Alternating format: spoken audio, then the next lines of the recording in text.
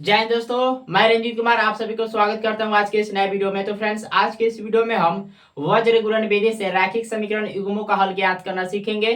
तो आइए स्टार्ट करते हैं वीडियो को। तो फ्रेंड्स, यहाँ पर आप लोग देख सकते हैं दो समीकरण दिया हुआ है।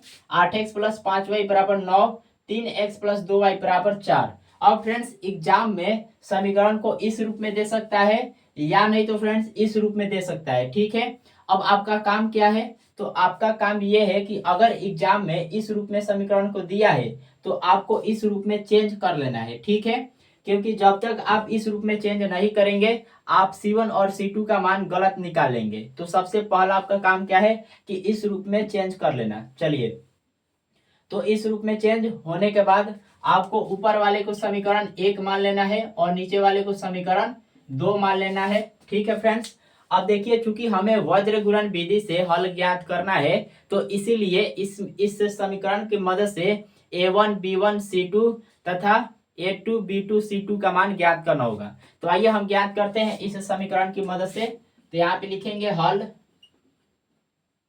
a1।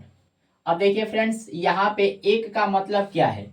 तो एक का मतलब यह है कि समीकरण एक में ए का मान, समीकरण एक में ए का मान। ठीक है, तो ए का मान कौन होता है जान लीजिए। देखिए, x के साथ जो संख्या रहता है, मतलब x के गुणांक में जो संख्या रहता है वही आपका a का मान होता है।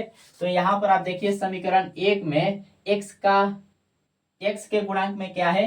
तो फ्रेंड्स 8 है, इसलिए a1 का मान हो जाएगा 8। इस तरह से b1 का मान ज्ञात करेंगे तो यहाँ पे 1 है, तो इसलिए समीकरण एक में b का मान ज्ञात करेंगे। तो बताइए b का मान कौन होता है? तो फ्रेंड्स देखिए, y के जो गुणांक में रहता है, y के गुणांक में जो संख्या रहता है वही आपका क्या होता है? b का मान होता है। तो यहाँ पे समीकरण एक में y के साथ कौन सी संख्या है? तो 5 है, तो इसलिए यहाँ पर 5 उतारेंगे। उसके बाद देखिए फ्रेंड्स, उसके बाद C1 ज्ञात करेंगे। C1, तो C का मान कौन होता है? तो जो अचर आता है, जो समीकरण में अचर आता है वो C का मान होता है। तो देखिए समीकरण एक में अचर कौन है? अचर का मतलब फ्रेंड्स जिसका मान नहीं बदलता है। ठीक है, मतलब आप ऐसे समझ सकते हैं जिस संख्या के साथ ना ही x जुड़ा हुआ है ना ही y जुड़ा हुआ है, तो वो क्या होगा? अचर होगा। तो यहाँ पर आप देख सकते हैं 9 जो है इसके साथ ना ही x है ना ही y है, तो ये 9 जो क्या होगा? C का मान होगा। लेकिन यहाँ पे फ्रेंड्स आपको ध्यान में रखना है, चीज को भी ध्यान में रखना है। ठीक है, तो यहाँ पर माइनस में 9 लेंगे, माइनस में 9। ऐसा नहीं कि केवल 9 लेंगे C1 का मान। अगर केवल 9 लेंगे तो गलत हो जाएगा। यहाँ पे आपको ची के साथ लेना है। तो C1 का मान कितना हो जाएगा? -9। इस तरह से यहाँ पर A2 ज्ञात करेंगे। अब यहाँ पे 2 है, इसका क्या मतलब है? समीकरण 2 में a का मान। ठीक है, देखिए, तो x के साथ क्या जुड़ा हुआ है? 3, तो इसलिए a2 का मान हो जाएगा 3। इस तरह से b2 ज्ञात करेंगे। तो y के साथ 2 जुड़ा हुआ है प्लस के साथ, तो इसलिए केवल 2 भी लिख सकते हैं, कोई दिक्कत नहीं है। उसके बाद C2 का मान कौन होगा? तो समीकरण 2 में अचर पद ये है -4, तो -4 हो जाएगा C2 का मान। इतना ज्ञात कर लेने के बाद अब आपको जो वज्र गुणन विधि के लिए सूत्र होता है उस सूत्र को लिखना है और इस पर फिट कर देना है, आपका आंसर निकल कर आ जाएगा। तो आइए हम लिखेंगे सूत्र से, यहाँ से सूत्र से। तो फ्रेंड्स, सूत्र क्या होता है? वज्र गुणन विधि का सूत्र क्या होता है बताइए? तो फ्रेंड्स, सूत्र होता है x बटा b1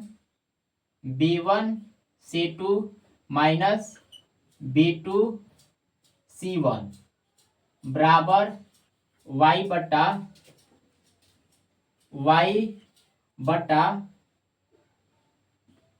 C1 A2 minus C2 A1 बराबर 1 बटा A1 B2 minus A2 B1, ये होता है। ठीक है फ्रेंड्स, देखिए आपको सूत्र एकदम सही लिखना है।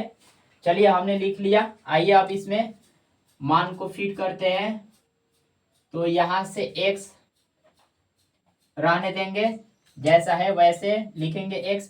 उसके बाद देखिए B1 C2, B1 का मान कितना है, तो B1 का मान है 5 और C2 का मान है -4। तो यहाँ से 5 गुणे -4। ठीक है फ्रेंड्स। अब देखिए बड़े ध्यान से आप लिखिएगा, अगर थोड़ा सा भी गलत कर देंगे तो पूरा का पूरा आंसर गलत हो जाएगा, तो इसलिए आप बड़े ध्यान से लिखेंगे। तो यहाँ से एक बार फिर से देख लीजिए, B1 C2, B1 का मान है 5 और C2 का मान है -4, तो 5 गुणे -4। उसके बाद यहाँ पर माइनस है तो माइनस, चलिए अब यहाँ पर देखिए B2 C1, B2 का मान है 2 और C1 का मान है -9, तो 2 गुणे -9, ठीक है, बराबर y बट्टा देखिए C1 का मान कितना है -9 और A2 का मान कितना है 3, तो -9 गुणे 3, फिर माइनस है तो माइनस, उसके बाद C2 का मान है -4 और A1 का मान है फ्रेंड्स कितना 8, तो यहाँ पर -4 गुणे A1 का मान है 8, उसके बाद एक बट्टा A1 इंटू B2, A1 का मान कितना है देखिए, A1 का मान है 8 और B2 का मान है 2, तो यहाँ से 8 गुणे 2 हो जाएगा, माइनस है तो माइनस A2 का मान कितना है, तो फ्रेंड्स A2 का मान देख सकते हैं आप, A2 का मान है 3 और B1 का मान कितना है 5, तो यहाँ से 3 गुणे 5 हो जाएगा। ठीक है फ्रेंड्स, चलिए अब आइए हम इसे और सरल करते हैं।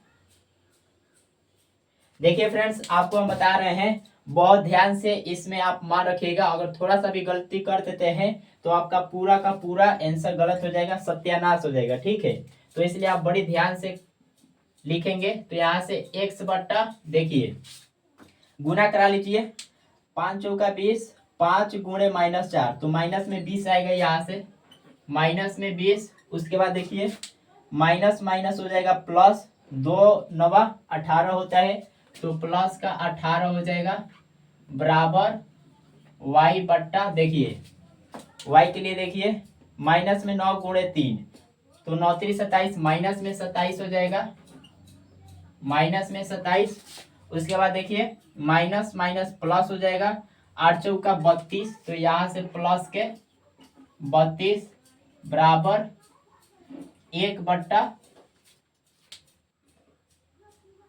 चलिए 1 बट्टा देखिए 8 दूना 16, तो यहाँ से आप लिखेंगे 16 माइनस 5 तिहाई 15।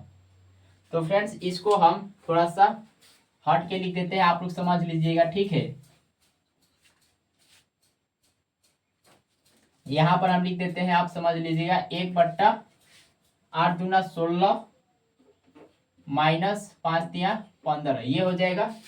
चलिए अब यहाँ से हम लिखते हैं, तो यहाँ से x बट्टा देखिए माइनस में 20 प्लस में 18 कितना होगा, माइनस प्लस माइनस होता है घटेगा, 20 में से 18 घटाएंगे 2, दोनों में से बड़ा कौन है 20, इसके आगे माइनस है तो यहाँ पर भी माइनस, उसके बाद बराबर y बट्टा बताइए क्या होगा। देखिए माइनस में 27 प्लस में 32, माइनस प्लस माइनस होता है तो घटेगा, 32 में से 27 घटाएंगे, बताइए कितना होगा, 5 होगा। कितना होगा फ्रेंड्स, 5 होगा।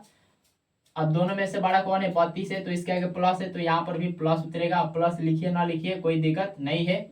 उसके बाद 1 बट्टा 16 माइनस 15, यही ना, तो यहाँ से 1 बट्टा 16 में से 15 घटाएंगे 1 आएगा, तो यहाँ से कुल मिलाकर फ्रेंड्स आप इसको 1 बट्टा 1 को क्या लिख सकते हैं, केवल 1 भी लिख सकते हैं, तो यहाँ पर हम 1 ही लिख देते हैं। चलिए अब यहाँ से आप क्या करिए, एक बार इसके साथ कंपेयर कर लीजिए और एक बार इसके साथ कंपेयर कर लीजिए। तो पहले हम कंपेयर कर लेते हैं, यहाँ से x बट्टा -2 बराबर 1 और एक कर लेते हैं फ्रेंड्स y बट्टा 5 बराबर में 1। ठीक है, तो यहाँ से x का मान निकल जाएगा, देखिए भाग में इधर जाएगा तो गुना में हो जाएगा तो -2 गुणे 1 कितना होगा, -2। और यहाँ से फ्रेंड्स y बराबर क्या होगा, भाग में 5 है, इधर जाएगा गुना में हो जाएगा, 5 में 1 से गुना करेंगे तो 5 ही आएगा। तो यहाँ से देख सकते हैं दोस्तों आंसर आपका निकल गया, मतलब हल निकल गया, x का मान -2 और y का मान 5। तो लिखेंगे यहाँ से अतः हल x बराबर -2 और y बराबर 5। यही फ्रेंड्स आपका आंसर होगा। तो देख सकते हैं आप, चलिए एक बार आप लोग देख लीजिए, पूरा स्क्रीनशॉट आप ले लीजिए। तो फ्रेंड्स इस तरह से वज्र गुणन विधि से हल ज्ञात किया जाता है। आई होप कि आपको समझ में आ गया होगा। देखिए वज्र गुणन विधि में जानते हैं हमें क्या याद रखना होता है, इसका सूत्र हमें याद रखना होता है, बाकी चीजें तो आप खुद कर लेंगे ये सब, ठीक है। ये सब यहाँ पर a1 b1 c1 a2 b2 c2 का मान ज्ञात कर लीजिए और इस सूत्र में रख लीजिए, सॉल्व कीजिए, आपका आंसर आ जाएगा। तो मिलते हैं दोस्तों अगले वीडियो में, तब तक के लिए जय हिंद।